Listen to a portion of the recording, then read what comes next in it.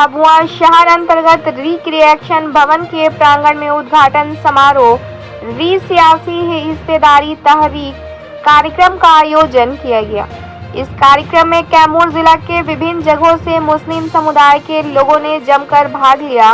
कार्यक्रम का संचालन समाज सेवी मोहम्मद माशूक खान ने किया। इस दौरान आए हुए सभी मेहमानों को सियासी हिस्सेदारी तहरीक को लेकर अपने बोलने को कहा गया। लोगों ने अपनी अपनी बातों को रखा। लोगों की कही हुई बातों से लोगों ने सहयोग किया एवं साथ ही साथ सभी लोगों ने कदम से कदम मिलाकर चलने की बात कही। गौरतलब है कि सियासी हिस्सेदारी तहरीक की एक पुस्तक सभी लोगों को दी गई। यह पुस्तक मोहम्मद शराफत हुसैन नाज कैमूरी के द्वारा दिया गया। बताते चले कि शराफत हुसैन नाज कैमूरी स्वतंत्रता सेनानी अब्दुल सत्तार अंसारी के तीसरे सुपुत्र के रूप में जाने जाते हैं। कार्यक्रम में उपस्थित सभी लोगों को मुख्य अतिथि बनाया गया। सभी लोगों ने अपने कर कमल से बारी बारी से फीता काटकर कार्यक्रम की शुरुआत की। इस कार्यक्रम का मुख्य उद्देश्य मुसलमानों को सामाजिक, आर्थिक, राजनीतिक, शैक्षणिक, सांस्कृतिक में अपने दलों के द्वारा शामिल नहीं किए जाने को लेकर किया गया। कार्यक्रम के अंत में इफ्तार पार्टी का आयोजन किया गया। इफ्तार पार्टी में भभुआ शहर के सभी वार्डों के मुसलमान ने भाग लिया। मौके पे मौजूद मोहम्मद माशूक खान, मोहम्मद इलियास अंसारी, मोहम्मद जमील, जीदान खान, परवेज आलम डब्लू, मोहम्मद साबिर अंसारी, इमाम खान, अमजद अली गद्दी, यूनानी हमदर्द डॉक्टर हदीस खान, करामत शेख के अलावा अरशद खान, राजू, हनीफ, वसीम खान, अलाउद्दीन, हाफिज मुस्तकीम, मोहम्मद जुल्करनैन, शकील अशफाक आलम, नुनैन खान, मास्टर निहाल खान, करामत मुखिया, मास्टर तसव्वुर हुसैन, असलम खुर्शीद, मुख्तार अहमद कैमूरी के अलावा सैकड़ों लोग मौजूद थे। ब्यूरो रिपोर्ट, बिहार दर्शन। तो ये काम वक्फ बोर्ड का नहीं, मैं तो एक मुतवल्ली हूँ एक वक्फ बोर्ड का। ये काम औकाफ बोर्ड को करना चाहिए था। और हम जहाँ तक पर्सनली मेरी बात है तो मैं यहाँ पर कुछ पत्रकार गवाह हैं, कुछ लोग उसमें शामिल भी हुए हैं। 9 जनवरी से वक्फ संशोधन बिल जो है उसको वापस लोग को लेकर यहाँ मुस्लिम कैमरा में भी मीटिंग कराया था और 2 मार्च को हमारा बोर्ड भी लगा था। लेकिन फर्क इतना था कि मैं उस नेता के पीछे गया था जिस नेता वो हम लोग या आप लोग, हम तो मानते हैं भाई, आप लोग नहीं मानते हैं। यहाँ बात हो रही है कि अकेला एक कोई फंड बनाया जाए, बात लंबी होगी, टाइम कम है। लेकिन मैं उस दल से जुड़ा हूँ जिस दल से आज हमारे विधानसभा में 12 विधायक हैं और मैं दावे के साथ कह सकता हूँ कि सारे दल के लोग, AIM, बहुजन, जदयू, राजद, भाजपा, कांग्रेस, सारे दल के विधायक थे। लेकिन मैं जिस पार्टी से रहता हूँ उसका एक विधायक भी अपने पार्टी को छोड़कर दूसरे पार्टी में नहीं गया। उस पार्टी का मैं मेंबर हूँ, उस पार्टी में रहता हूँ। और जितने भी मुस्लिम, आज सिर्फ मुस्लिम मसाइल को लेकर नहीं, आज मैं सारे मुसलमानों से कहना चाहता हूँ कि आज जितने भी लोगों पर, हरिजन पर, महिला पर, जितने भी समाज पर जितने भी दबे कुचले लोग हैं और उन पर भी अत्याचार होता है, उन पर भी दमन होता है, उसके भी साथ मुसलमान को खड़ा होना चाहिए और अपने भी मसाइल के साथ उनको अपने साथ लेके खड़ा होना चाहिए। तब जाके इनकलाब आएगी, एक क्रांति आएगी और एक बदलाव आएगा। इन्हीं चंद शब्दों के साथ इनकलाब। अगर आप लोगों की इजाजत हो चुके प्रोग्राम, तो मैं एक आंकड़ा आप लोगों के सामने पेश कर दूं, अगर इजाजत हो तब। अगर इसलिए कि उसी पे जब प्रोग्राम ही है तो अगर पूरे लोगों की इजाजत हो तो मैं एक आंकड़ा पेश कर दूं, प्रोटेस्ट अपनी नजरसानी करें। क्या इजाजत है सबका?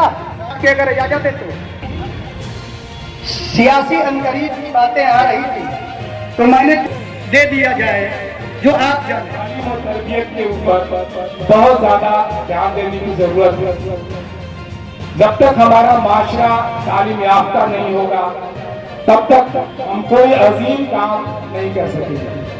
सियासी बेदारी का जो आंकड़ा अभी माशूक साहब ने बताया, हम लोगों को सियासत में भागीदारी, हिस्सेदारी उतनी है जितनी के दाल में नमक, और ये नमक बहुत कम नहीं है। अगर ये नमक न हो दाल बेमजा हो जाएगा।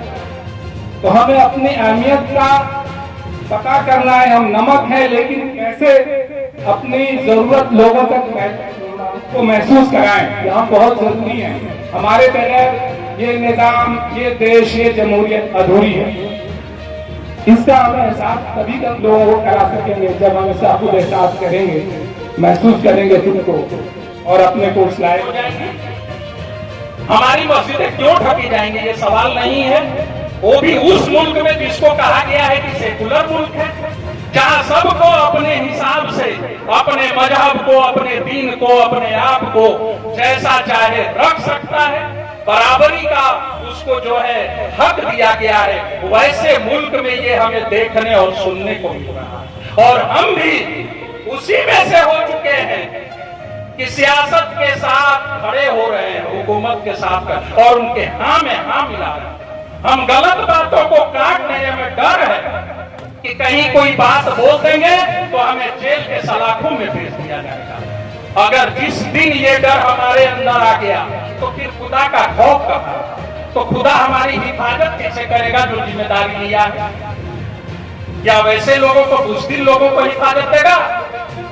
जिसके अंदर लड़ने की सलाहियत होगी, जिसके अंदर जोश और जज्बा होगा, उसी को अल्लाह जो है पसंद करता है। कि हमारे यहाँ पे बहुत काफी लोगों ने बहुत अच्छी बात लोगों ने कहा है, लेकिन इस सियासी हिस्सेदारी मशवरा ऐसे हल नहीं होगा।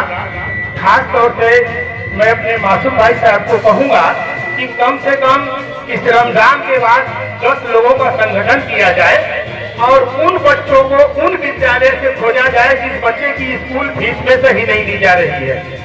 इस तरह का सिर्फ हम लोग तंजीम चलाते हैं, काम नहीं करते हैं। तो उनकी जिंदगी बनाने की कोशिश करना, अच्छी तहजीब सिखाने की तो कोशिश करना, सूखी रोटी पे गुजर हो जाए तो कोई बात नहीं, अपने बच्चों को पढ़ाने की तो कोशिश करना। आप लोगों ने बहुत देर से बोला, हम लोगों ने सुन रहा था, हमारी गरीबी कब दूर होगी जब हमारे बच्चे पढ़ेंगे, हमारी परेशानी कब दूर होगी जब हमारे बच्चे इल्म तालीम करेंगे, हमारी गरीबी कब दूर होगी जब हम अपने बच्चों को मार के स्कूल भेजेंगे। हम अपने बच्चे को पंचर दुकान से नहीं जोड़ सकते हैं, हम अपने बच्चे को अपनी बिजनेस के दुकान से नहीं जोड़ सकते हैं। हम इस दुनिया में सबसे ताकतवर आदमी है और ताकतवर रहेंगे।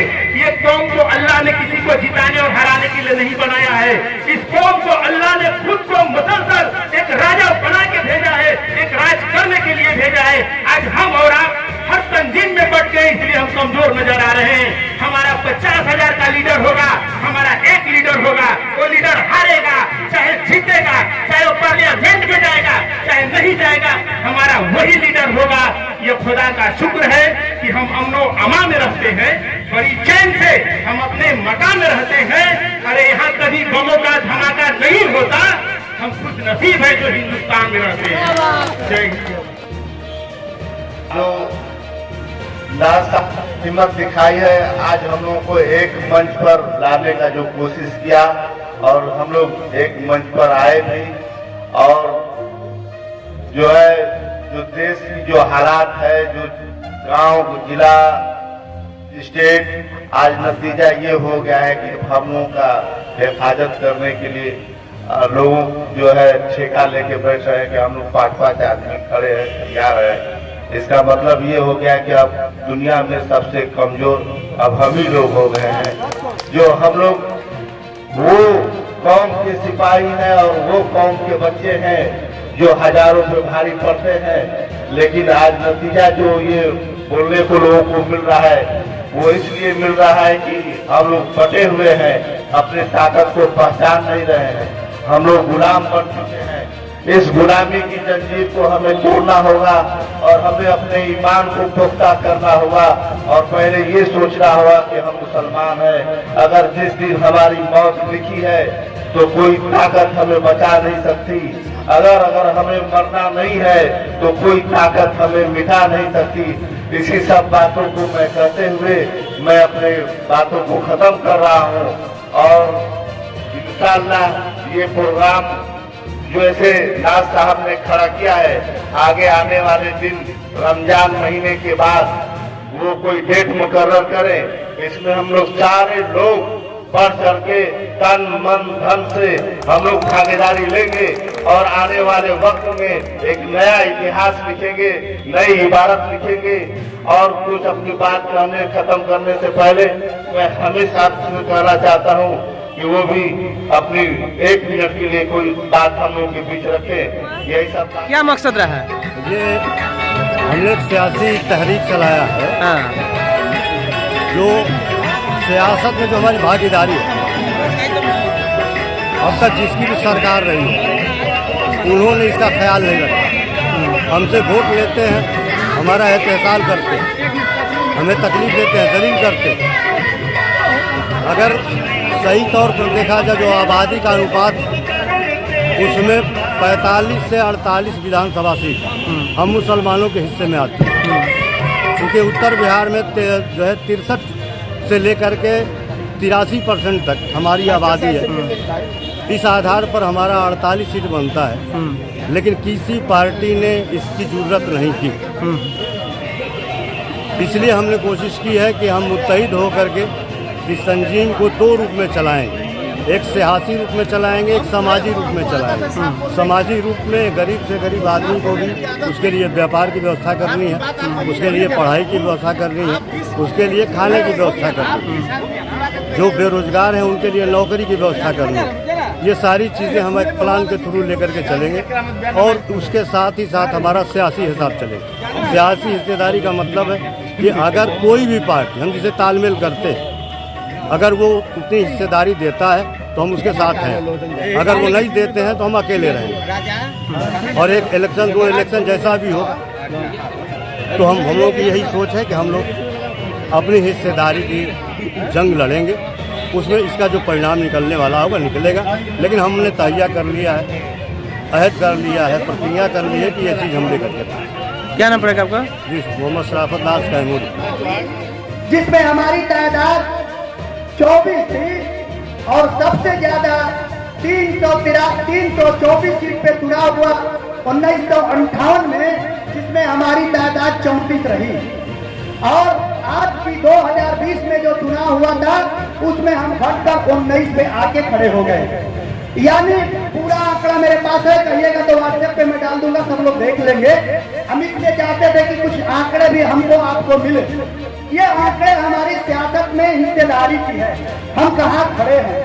हमारी सियासत में बस इतना ही हिस्सेदारी है, इसके अलावा नहीं है। दूसरी हिस्सेदारी जो सबसे बड़ी ताकतवर हिस्सेदारी है, उस ताकतवर हिस्सेदारी को भी मैं आप लोगों के सामने प्रोटेस्ट कर दूं। पूरे हिंदुस्तान की आबादी हमारी आज के डेट में 17% लगभग है। और मुझे अफसोस है कि जिन प्रदेशों की हम बात कर रहे हैं कि हम किसी न किसी प्रदेशों के हुकूमत को सियासत में बनने और बनाने वालों में से हैं, तो हमारी अगर आबादी, अगर हम दिल्ली का ही देख लें 11.72% और हमारी जेलों में आबादी 22.71% है। यानी हम 14% हम जेल में हैं हिंदुस्तान की राजधानी में। अगर उसके बाद जिस प्रदेश में हम रहते हैं उसका नाम बिहार है, जहाँ मेरी आबादी 16.53% है, लाखों में भी हूँ उतना ही परसेंट, यानी 16.76% की आबादी में मैं जेल की सलाखों में भी हूँ। इसके बाद मैं आगे जाना चाहता हूँ कि मैं कहीं कहीं ऐसी आबादी का हिसाब है मेरा कि मैं नागालैंड एक प्रदेश है जिसके आबादी 1.75% है, और जबकि जेलों में मेरी आबादी 14.45% है। यानी हम 11 गुना अपनी आबादी के हिसाब से ज्यादा जेल में हैं। अब आप सोच लीजिए कि हम वोट के लिए, हम सपोर्ट के लिए, सेकुलरिज्म के लिए मेरी पहचान है और मेरी बातें की जाती है। लेकिन ये 2 आंकड़ा इसलिए दिया कि आपने सियासत में हिस्सेदारी को देख लिया, और फिर जब हुकूमत बनती है तो आपकी जेलों की भी आबादी आपके बीच में मैंने रखा।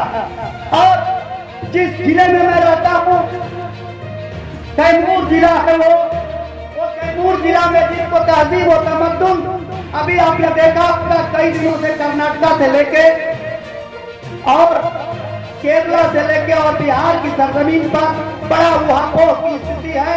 2 घंटा उर्दू टीचरों को छुट्टी दे दी गई और बड़ी हम लोग तालियां पीट रहे हैं कि ये सेकुलर हुकूमत के लोग हैं और वे लोग हमारा काम कर रहे हैं और वो 2 घंटे छुट्टी दे दिए।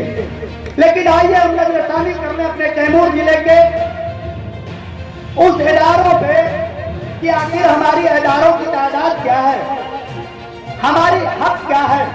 पूरे कैमूर जिले में उर्दू मध्य विद्यालय 26 है। कितनी है? 26 है। और उर्दू प्राथमिक विद्यालय नहीं, उर्दू प्राथमिक विद्यालय 26 है और उर्दू मध्य विद्यालय 23 है। और उर्दू हाई स्कूल सिर्फ 1 है, वो डुमरी गांव में बहुत दूर इलाके में है। और दूसरा उर्दू इंटरमीडिएट कॉलेज भी वहीं एक उर्दू इंटरमीडिएट कॉलेज वो भी डुमरी में है। ये इतना बड़ा जिला है कैमूर की सरहद में, जहाँ जिला की राजधानी हो वहाँ भी नहीं है। यहाँ 4 नगर पंचायत है, वहाँ भी नहीं है। 148 ग्राम पंचायतें हैं, वहाँ भी नहीं है। अब आप तय करिए कि आपकी तालीम की मयार कैसे बढ़ेगी। ये मैं आंकड़ा इसलिए दे रहा हूँ, शायद ऐसे मीटिंग शायद बहुत कम ही लोग बुलाते हैं और बुलाते भी हैं, हम लोग बुलाते हैं। हो सकता है मैं अपने फायदे के लिए, अपने सोच के लिए, अपने समझ के लिए बुलाता हूँ। लेकिन ये मौका पूरे अहले ईमान वालों को, इस्लाम वालों को के लिए ये मौका है कि हम लोग अपनी बातें कहें, अपनी गुफ्तगू कहें और अपनी गरीबान को झांक कर देखें कि हम सेकुलर मुल्क में रहते हैं, हम सेकुलरिज्म की बात करते हैं, तो सच में हमारे सेकुलरिज्म में हिस्सेदारी है कि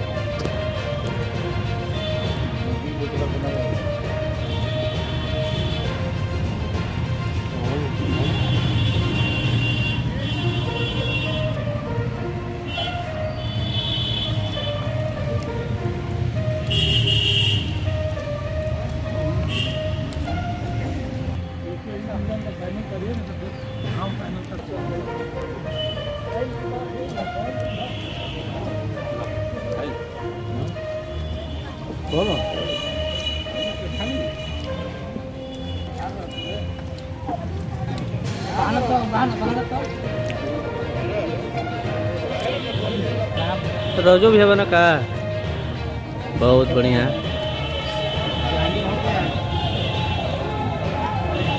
हाँ हाँ